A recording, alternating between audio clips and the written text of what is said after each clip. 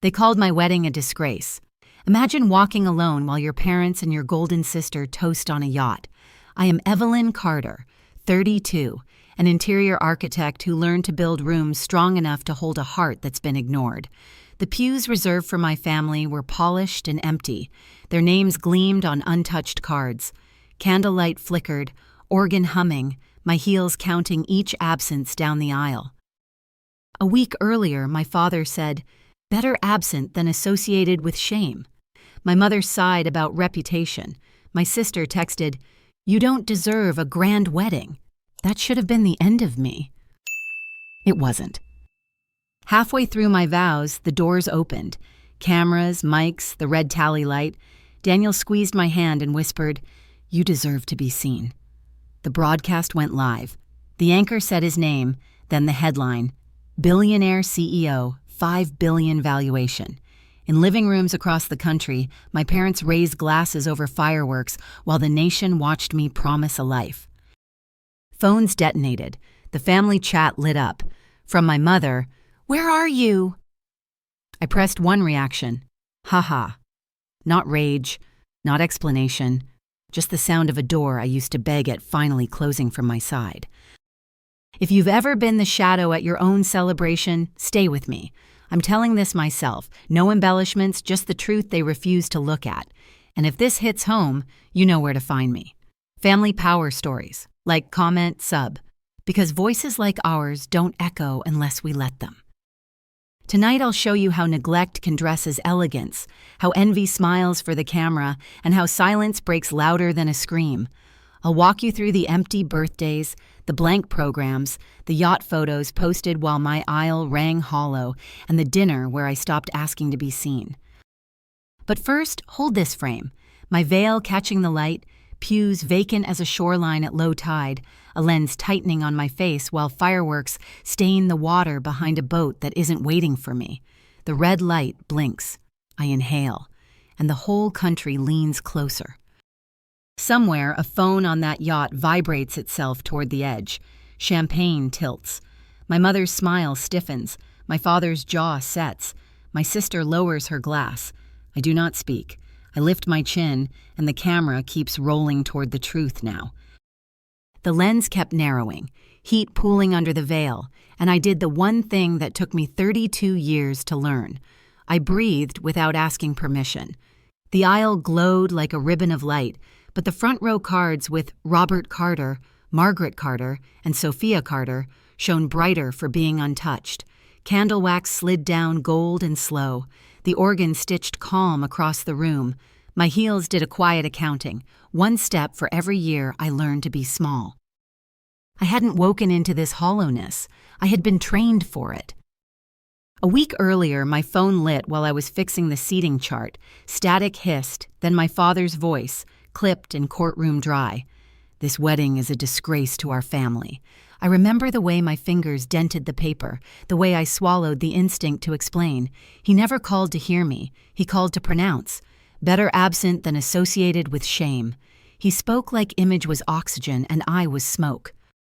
My mother slid in next, satin soft and just as cutting. "You should have thought about the consequences," she said.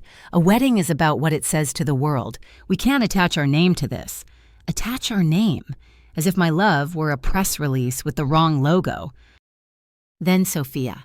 No greeting, no emoji, just a single line I read until the letters blurred. "You don't deserve a grand wedding." That night, I erased their names from 3 seats and pretended the gaps were design choices. I told myself dignity could look like emptiness if you held it still enough. I set out the programs anyway, ran my palm over the embossed date and whispered, "I will walk." But the walking started long before marble and lilies. It began at 10, when my sister turned 8 and the house went bright. Balloons shivered against the ceiling. A cake glittered with sparklers. Neighbors clapped while my mother curated pride like a gallery owner. I stood in the doorway with a drawing I'd made for Sophia, colors pressed so hard the paper almost tore. "Not now, dear," my mother said, moving me by the shoulders without looking at my face. I climbed the stairs with the present still wrapped, shut my door, unwrapped it alone, whispered happy birthday into the quiet, and slid the drawing under my pillow like a secret I was not allowed to give. At 12, I unwrapped a velvet box and found a broken clasp on a necklace my sister had outgrown. At least it's something, my mother said. I learned then that gratitude could be weaponized, that hand-me-downs could arrive with a smile and feel like a verdict. The lesson repeated in bigger rooms. College graduation, a hall of flowers and camera flashes, my name echoing through air that smelled like perfume and dust. I looked for my family and found an empty seat with a card that carried my last name and no faces to match it. I bought myself tulips, tucked the program into an envelope meant for signatures, and kept a blank space where theirs should have been. The paper was heavy, so was the silence. That envelope lives in a drawer. I have traced the space where their signatures should be so many times the paper remembers my fingerprints. When I won a National Design Award, I brought the plaque home and set it on the mantel like a small lamp. My father glanced at it on his way to pour a drink. "That's nice," he said, flat as a receipt. "Not the kind of thing people talk about." I moved the plaque to my bedroom that night. You can shine in a closet if you need to. You learn the corners of your own light. Daniel proposed under a seam of string lights in the park where we first kissed. I said yes with my whole chest, joy startling and loud. I called home, foolish enough to think a new chapter invited new readers. "Are you sure this is wise?" my father asked. "I hope this doesn't embarrass us," my mother added. Sophia stayed quiet. The bottle of champagne we opened made a soft sigh. The phone did not make a sound. So when the yacht photos arrived on my screen in the chapel's side room, emerald dress, fireworks stroking the sky, captioned, "Celebrating life's true milestones," the hurt wasn't new. It was merely well lit. I felt the old ache try to climb my throat. I let 2 tears fall, wiped them clean, and set the phone face down like you set down a hot pan. The bouquet trembled in my hand. I pressed my thumb against the stems until I felt the bite and found the steel that comes after you run out of apologies. I had already learned their language. Reputation first, appearances always, love, if it fits. I had also learned mine. Keep moving. I stepped back into the sanctuary and the air cooled my face. My friends stood like gentle oaks at the front, eyes wet, hands folded, leaving me enough space to still be the bride. The stained glass bled ruby and sapphire across the aisle. The colors looked like wounds made holy. I thought of my father at a high school dance in a suit that didn't fit, and how his shame metastasized into a life philosophy. I thought of my mother polishing silver while my sister practiced scales, how performance replaced tenderness, how applause stood in for affection until silence felt normal. The officiant lifted his hand.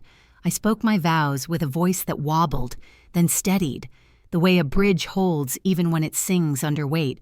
I promised storms and shelter, fidelity that didn't need an audience. When I faltered, Daniel's thumb circled my knuckles, and the organ stitched me back to the moment. Applause rose from the front pews, hesitant, then sure, and washed some echo from the empty rows. For a breath, I let warmth touch me. For a breath, I was not the daughter who learned to celebrate in the dark.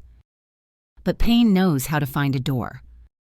It came as memory, an envelope with blank lines, the chandelier's hum louder than my name, my father saying shame like a sacrament. It came as the weight of a lifetime spent proofing myself against their edits. It came as a picture of a yacht pasted over a pew. I lifted my chin anyway. I told myself, out loud but quiet, I will finish this day. I thought about the seats with their polished name cards and how absence can gleam if you buff it long enough. I thought about the times I swallowed explanations so no one had to watch me choke on them. I thought about how many rooms I have drawn where strangers will gather, and how few rooms my family ever entered when my name was on the door. From the narthex, wood creaked, hinge, breath, presence. The organist's hands hovered. A camera case thudded softly against a pew. Somewhere beyond the doors, a little red light woke up. I held my breath and did not blink. The red tally light blinked awake beyond the doors, a pinprick that made the chapel breathe differently. Heat slid across my cheeks beneath the veil. Attention has a temperature. Daniel tightened his hand around mine. "You deserve to be seen," he whispered. The organ gathered itself. Cables crept along marble. A boom mic hovered. A producer mouthed numbers I felt more than heard. I kept my jaw relaxed, shoulders down, breath low and even. We finished our vows under glass and gold leaf. The cameras found everything. The shimmer of the veil, the ring sliding over my finger, the 3 name cards that gleamed, untouched, in the front row. When the officiant released us, applause rose from the friends who had shown up. Hesitant, then sure. I let the sound carry me a few inches above the floorboards. Outside, dusk thinned the air. My veil lifted and fell. The crew folded their gear. Somewhere across the city, fireworks stitched brief flowers over black water. In the car, I laid the bouquet across my lap and felt the stems bite into my palm. Daniel drove without radio. Cedar and soap drifted from his jacket. We didn't speak. Love and anger sat between us like passengers, changing seats at red lights. I still hadn't unzipped the dress when I found the remote. The screen opened to my face, lit too beautifully to believe. A lower third crawled with his name, and the anchor gave it scale.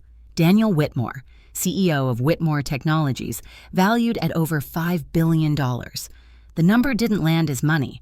It landed as distance, the gap my parents had chosen, suddenly measured in headlines. They rolled the vows in slow motion. The camera held on the empty pews like a lesson. Even a national broadcast can't fill a space someone chose to leave. The voiceover called it a fairy tale. I heard my translation, survival with good lighting. In another living room, a crystal stem slipped from my father's hand and shattered. Red wine spread like a stain, deciding where to settle. My mother's mouth stopped half-smile. My sister's fingers tightened around her phone. I didn't need to be there to recognize the weather. I had grown up inside it. My phone began its second life. Buzz, buzz, buzz. The family chat jumped from ice cold to boiling. Where are you? We need to talk. You should have told us. People are asking. The words stacked without breath. I watched the thread like a closed door and gave it one answer. A single ha-ha reaction.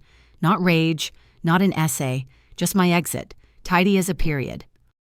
Daniel came from the kitchen with 2 glasses and the steadiness of a man who knows storms. You look lighter, he said. We clinked. Relief and doubt traded places. I would ask him later why he invited the cameras without telling me. Later wasn't now. Now was choosing not to explain myself to people who had chosen not to see me. The segment wandered through stock shots, then returned to my lifted chin, the aisle, the color-washed glass. The voiceover praised grace under pressure. I called it practice. When the broadcast ended, the quiet filled with small sounds. A siren testing distance, a neighbor's laugh, the soft click when I set my glass down. I opened my contacts and scrolled until the 3 names gathered like a small storm over my thumb. Robert, Margaret, Sophia. Delete is a door. You don't have to slam a door for it to close. I pressed. Space bloomed where demand used to live. Sleeplessness walked the apartment while I turned off lamps. I counted old birthdays in other rooms, candles I didn't get to blow out, cards I wrote to myself so the envelope wouldn't be empty. I pictured the broken clasp necklace, the blank line on my graduation program, the award plaque I moved from mantle to bedroom like contraband light. The city exhaled against the windows. Somewhere, the yacht became only a boat again. Somewhere, the fireworks cooled into ash. Near dawn, I stood at the mirror and didn't flinch. The dress had creases where the night leaned on it. My shoulders drew a truer line. I will live for myself, I told the woman in the glass, because sometimes you need a witness even if it's only your own eyes. I boxed the gown, silk sighed, coffee steam lifted, the day arranged itself into rectangles, desk, sketch paper, lists. I wrote heel on a post-it and crossed it off just to feel the line. By afternoon, my phone found an unfamiliar number. I nearly let it pass. I answered instead. Evelyn, my mother said, every syllable ironed. Your father and I think it's time you came home. We need to talk. Before I could respond, the line clicked, and my father's voice arrived with the old authority he mistook for love. Tomorrow, 6 o'clock. Don't be late. The call ended. The room kept breathing. I looked around my life to be sure it was still here. Sketches pinned to cork, a tape measure curled on the table, the plaque that no longer hid. Daniel stood in the doorway, reading my face the way he reads plans. "You don't have to go," he said.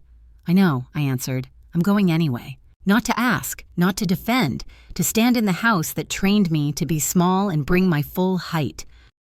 Evening slid a car's light across the ceiling and was gone.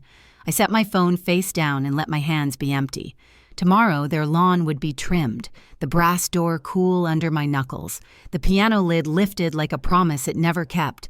Perfume would float above lemon oil. The table would be set to look like grace. I would arrive on time. I would sit without shrinking. I would speak without rushing to fill the silence they taught me to fear. Outside, the city hummed like a power line. Inside, the box with my dress made a neat white square on the bed, the size of a decision. Somewhere, a phone on a yacht's nightstand vibrated itself awake and waited for a call that wouldn't come. Somewhere, a camera battery cooled after spending itself on my vows. Somewhere, my sister counted the messages she didn't send. I turned out the light and let the dark hold. The room steadied. Breath in, breath out. The red tally light from the chapel flickered in memory. One point of attention, steady, undeniable. Tomorrow, 6 o'clock. At 6 sharp, I stood on my parents' porch, palm on a brass knob polished the way my mother polishes stories, until they reflect only what she can stand to see. Inside, the piano lid was raised like a stage waiting for its star. I crossed the threshold and felt the house sort me into the role it had written, spectator. Margaret opened wider with a smile that measured distance instead of closing it. "Evelyn," she said, voice ironed flat. Robert stood in the corridor, squared and silent, a verdict that thought it had already been delivered. "Come in," she added. The place smelled like roast and polish, the chandelier humming as if it remembered every time I went unnamed beneath it. We moved to the dining room that taught me how applause can exist without affection. The table gleamed. China waited. Sophia sat already, spine straight, eyes flicking up, then away. A centerpiece of white lilies, my wedding lilies, sat in a bowl like someone had bought remorse and arranged it. No one asked anything that sounded like love. We took our seats. Robert didn't bother with pleasantries. "Why didn't you tell us who he was?" he said, voice blade clean. "Do you know how it looked to find out on television like strangers?" Margaret lifted a napkin with surgical care. "You made us look foolish," she said softly, which is how she prefers her knives. I folded my hands to keep them from shaking. "You never asked," I said. "Not once." Robert leaned back. "Then answer this," he said. "Was it the money? No one marries a man like that without a reason." "Careful," I said, keeping my breath slow. "You're talking like you've forgotten who I am." He arched a brow. "Remind me." So I did. I told them about the award plaque I moved from their mantel because he said it wasn't the kind of thing people talk about. I told them about the graduation program with blank lines where their signatures should be. I slid the creased program from my bag and set it on the linen so they could see absence printed in black. "I mailed this," I said. "I waited in a hall full of cameras for you to walk through the door." Margaret's lips parted, then pressed. "We were busy," she said. "Sophia had an international competition. You know the pressure she's under." "Busy always has your daughter's name on it," I said. "Just never mine." Sophia's eyes sparked. "You think I asked them to miss your life?" she said, voice quick. A key struck too hard. "I didn't. I was working." "I never blamed you for practicing," I said. "I blame them for using you as a reason not to see me." Robert tapped a fork once against crystal, a small, sharp sound. "Enough nostalgia," he said. "We're talking about now. You've married into a level that carries its own considerations. We could have guided you. We could have avoided—" He gestured toward the idea of the broadcast. "Avoided what?" I asked. "Me being visible?" Margaret leaned forward, a hand half raised, as if she could smooth the air. "We only ever wanted what was best for you." "No," I said. "You wanted what was best to show." The room tightened. For a heartbeat, I felt the old tilt, the slide back into smaller. I gripped the edge of my chair. Footsteps sounded in the hall. Daniel stopped in the doorway. The room rearranged around his presence. He wore a navy jacket and a look that said he would not let the ground go out from under me. He came to stand behind me and rested a hand on my chair. Robert's mouth thinned. "The man of the hour," he said. We were discussing what might have drawn you to our daughter. Respect, Daniel said, and love, the kind you can't perform. Robert scoffed. Spare us. You don't know this because she was too proud to say it, Daniel went on, calm and clear. But she refused me 3 times before she said yes, not because she didn't love me, because she wanted to be sure she wasn't marrying a bank account. She wanted her life to be hers. That's who your daughter is. Something moved in Margaret's face, a crack, a question. Sophia looked down. I first saw her present a community center design, Daniel continued, softer. The room was full of older men who had already decided not to listen. By the second slide, they were quiet. Not because she shouted, because she saw something no one else did. Heat pricked behind my eyes. I kept my chin high. Robert opened his mouth, but Daniel's tone sharpened. There's something else, he said, turning to Sophia. Before the wedding, you came to me. You told me Evelyn wasn't serious. You said she'd leave once she had enough. Sophia startled. That's not, she began, then stalled. Her eyes slid away, then back like a door on a loose hinge. Is it true? I asked, my voice low. She swallowed. I was worried about you, she said. I chose the wrong words. You chose your place, I said. The ache in my chest narrowed to a clear point. You chose it over me, Margaret gasped. Robert's jaw bunched, authorities scrambling for a script. I looked at both of them. I didn't hide Daniel, I said. I never needed to. The only thing hidden in this family was me, and that was by design. The chandelier hummed. Margaret's composure frayed. We thought you were strong, she said, tears gathering, but not yet falling. Stronger than Sophia. You didn't need us the same way. No one is so strong they can live invisible for 30 years, I said. Not one person. Her fingers gripped the linen. We loved you, she tried again. You loved what looked good. Across the table, Sophia's face tightened into something like apology and fear wrapped together. Evelyn, I lifted a hand. Stop. My voice didn't shake. You went to the man I love and tried to turn him against me. You don't get to speak first anymore. For a moment, no one breathed. Daniel's thumb brushed the back of my chair. The quietest yes. The room felt like a hallway, just before a door opens onto wind you can't predict. Robert set his glass down harder than he meant to. The sound rang like a bell calling something to order. He leaned in, eyes cold, knuckles whitening on the table's edge, and drew breath to speak, the chandelier barely humming.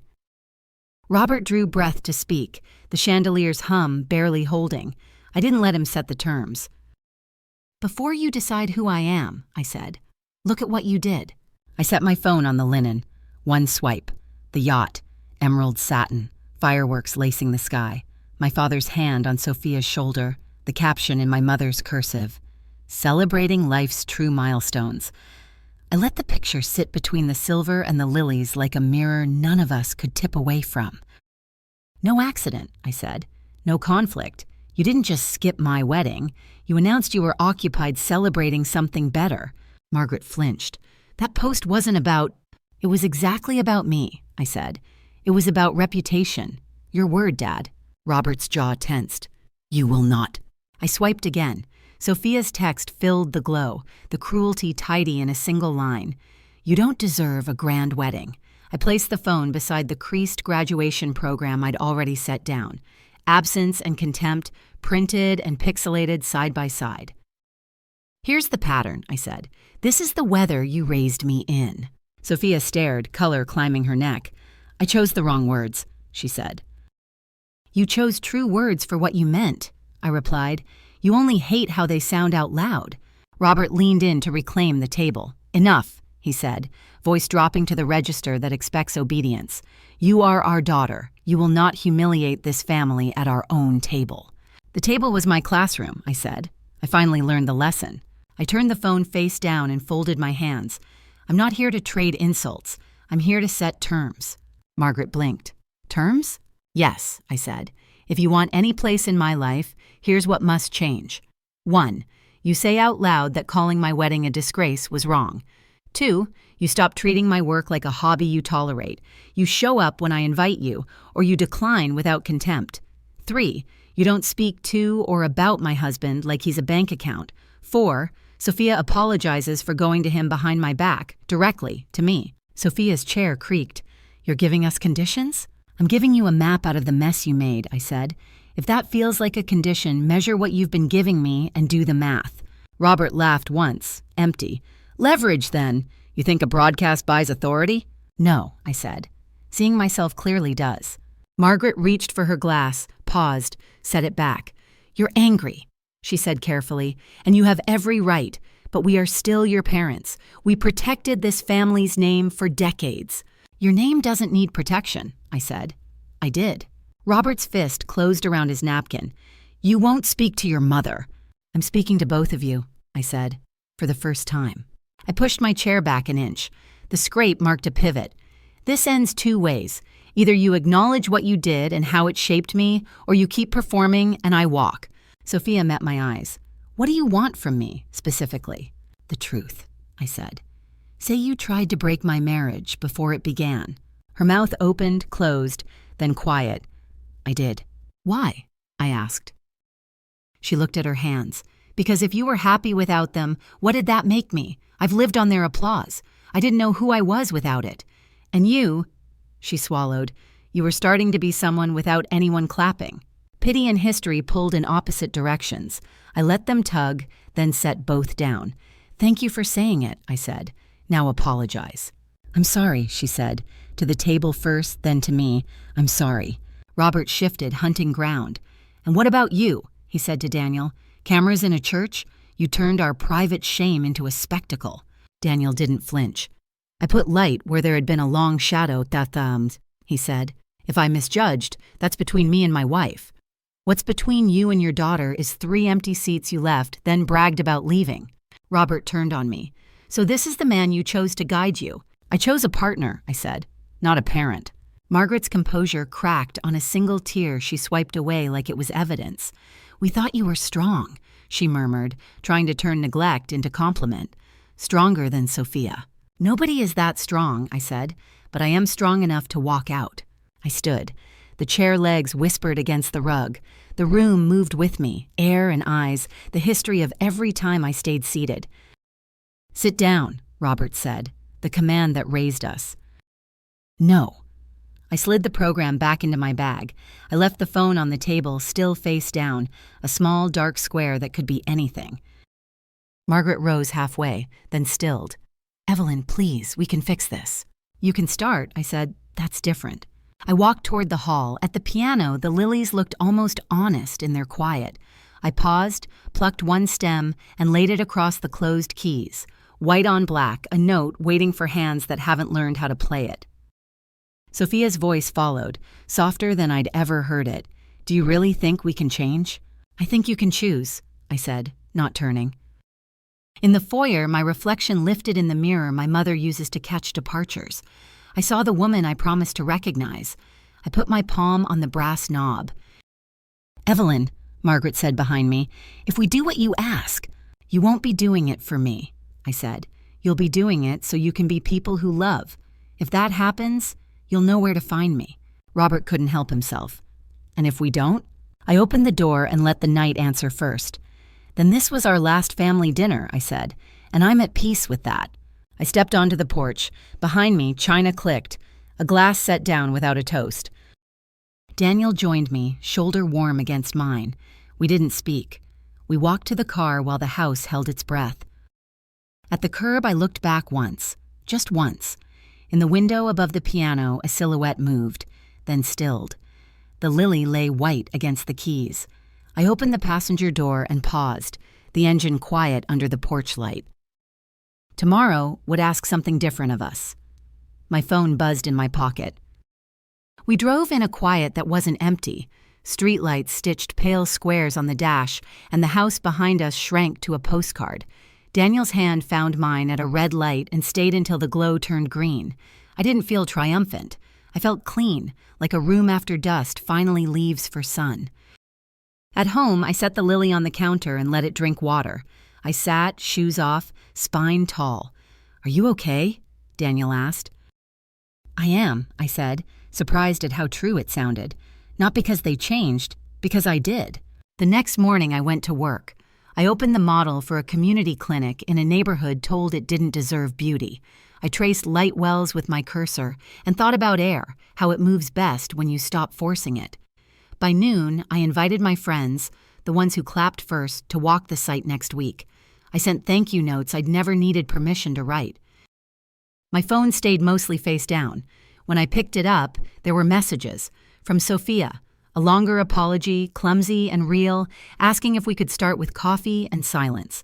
From my mother, many words, and at the bottom, finally, I should have said your wedding was beautiful. We were wrong. From my father, nothing at first. Later, one line, no excuses. I will listen if you want me there. I filed them under possible and left the door unlocked, not wide. Forgiveness isn't a performance. It's a boundary you hold while you decide how far the bridge should reach. I could hold both truths, that their love had conditions and that I could choose unconditional respect for myself without hating them. Hate is heavy. I set it down. That evening, Daniel and I walked by the water. The city hummed. Gulls crossed the pier. "Thank you for standing with me," I said. "I'll stand," he answered, "and I'll learn." We talked about cameras and consent, and he said, "I will ask next time." I believed him. Love without learning is just a feeling. Love that learns becomes a practice. Days gathered into a steadier rhythm. I slept. I ate at the table I bought with my first bonus and didn't apologize for liking nice plates. I sent the clinic plans to permitting with a smile that reached my ribs. Sometimes I replayed the dinner, then let the film slide off the reel and fall away.